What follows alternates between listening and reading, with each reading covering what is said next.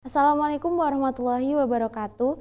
Dewan Juri yang terhormat, sebagai pemerintah pembuka, dengan mosi Bank Sentral harus menetapkan batasan pengeluaran pemerintah, kami akan mendukung adanya pembatasan terhadap pengeluaran bagi pemerintah. Bank Sentral memiliki kewenangan untuk mengelola segala aktivitas peredaran uang rupiah, mulai dari perencanaan, pencetakan, pengeluaran, serta pengedaran, dan juga pencabutan serta penarikan, sampai dengan pemusnahan. Pasalnya, pengelolaan uang rupiah ini perlu dilakukan untuk bank demi mendukung terpeliharanya stabilitas moneter, stabilitas sistem keuangan, dan kelancaran sistem pembayaran.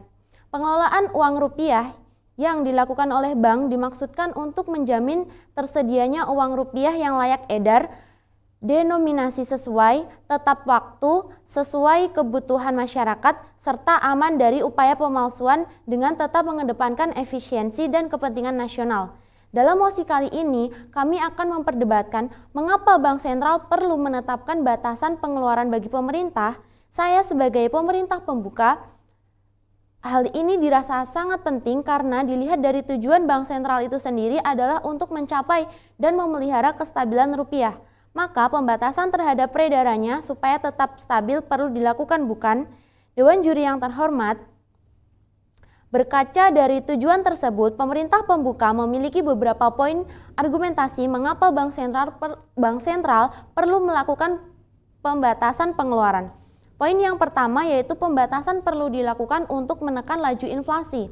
Pembatasan terhadap pengeluaran pemerintah perlu dilakukan untuk menekan laju inflasi sebagaimana yang kita ketahui bahwa kenaikan harga barang di tanah air terjadi kenaikan secara terus-menerus dari waktu ke waktu. Dengan adanya pembatasan pengeluaran pada Bank Sentral, maka laju inflasi akan bisa ditekan. Kemudian poin yang kedua, pembatasan untuk menjaga stabilitas moneter. Bank Sentral dituntut untuk mampu menetapkan kebijakan moneter secara tepat. Pasalnya, jika stabilitas moneter terganggu, maka akan berdampak langsung pada berbagai aspek perekonomian di tanah air. Dengan adanya pembatasan pengeluaran Bank Sentral bagi pemerintah, maka kestabilan nilai rupiah akan tercapai dan terpelihara. Kestabilan nilai mata uang terhadap barang dan jasa, serta kestabilan terhadap mata uang negara lain. Hal itu dilakukan untuk mendukung terwujudnya pembangunan nasional yang berkesinambungan serta tantangan perekonomian dan pembangunan ekonomi yang semakin kompleks, sistem keuangan yang semakin maju, serta perekonomian internasional yang semakin kompetitif dan terintegrasi, maka kebijakan moneter harus dititik beratkan pada upaya untuk memelihara stabilitas nilai rupiah.